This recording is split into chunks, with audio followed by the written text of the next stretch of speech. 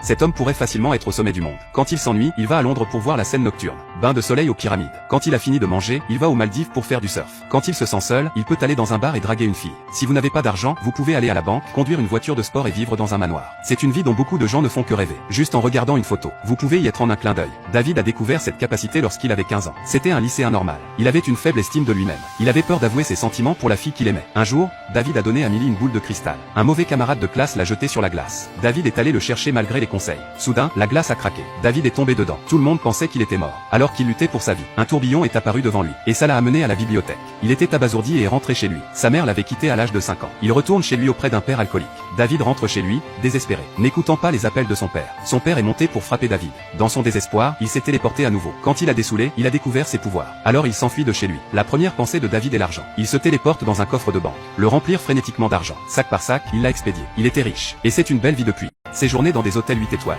Une minute de surf dans la mer. Le suivant, manger le matin. Mais les bons moments ne sont pas toujours faciles à vivre. Une bande d'hommes armés est apparue dans la forêt vierge. Ils sont à la recherche de ces téléporteurs. Ils tuent tout ce qu'ils voient. Ils pensent que c'est le pouvoir de Dieu. Cet homme aux cheveux blancs sort sa dague. Il poignarde un jeune homme droit dans le visage. David ne savait pas qu'il était surveillé. Quand il est arrivé chez lui, l'homme aux cheveux blancs l'attendait déjà. Les deux hommes se sont battus. L'homme aux cheveux blancs était préparé. Il a piégé David avec de l'électricité à haute tension, interférant avec les circuits de son cerveau. Ce truc est la némésie d'un téléporteur. David ne pouvait pas concentrer son esprit sur la téléportation. Il ne peut lutter que par petites touches. Il a couru vers sa mort pour passer derrière le mur et attraper l'argent. Il a utilisé ses derniers vestiges de conscience pour se téléporter chez lui. David a découvert que Millie travaillait dans un bar. Il a regardé en silence la fille qu'il aimait autrefois. Il a finalement pensé à partir. Mais en sortant, il a été reconnu par le camarade de classe qu'il avait brutalisé. Il avait toujours ce regard agaçant sur son visage. En voyant le manque de respect qu'il a montré à Millie, David s'est levé et a donné un coup de poing. Le combat a continué et David n'était pas de taille pour lui. Il a emmené l'homme dehors tout de suite. Un téléport l'a envoyé au coffre de la banque. David est retourné au bar, heureux. Il prévoit d'emmener Millie avec lui pour un voyage autour du monde. La relation entre les deux s'est rapidement développée. Ils sont arrivés à Rome ensemble. Juste quand ils étaient heureux, il y a eu une crise. Plusieurs assassins apparaissent. David, qui ne peut que se téléporter, est immédiatement mis à terre. À ce moment-là, David rencontre aussi un homme blond avec les mêmes pouvoirs que lui. Mais le blond est un combattant très fort. Il a sauvé David.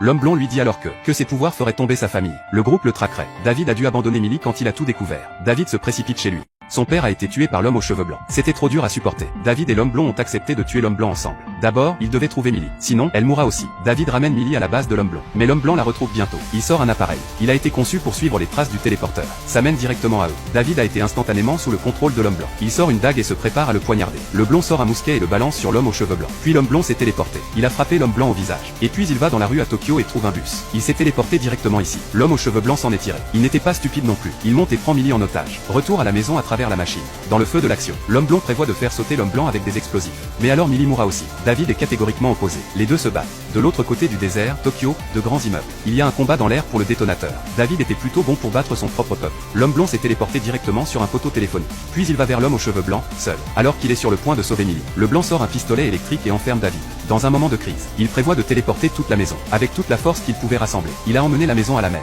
Quand il était sur le point de se noyer, Millie a sauvé David. Puis il s'est téléporté à la bibliothèque. Il était loin de se douter que l'homme aux cheveux blancs le suivait. Juste au moment où il allait se battre, David a sauté sur lui et l'a emmené directement à la grotte. Et puis il s'est éclipsé. L'homme aux cheveux blancs s'est levé et a regardé autour de lui. Il était piégé en haut d'une falaise. Il n'a pas seulement tué l'homme aux cheveux blancs. Et puis David a emmené Millie avec lui. De vivre heureux à travers le monde. Fin du film. Que feriez-vous si on vous donnait ce super pouvoir ?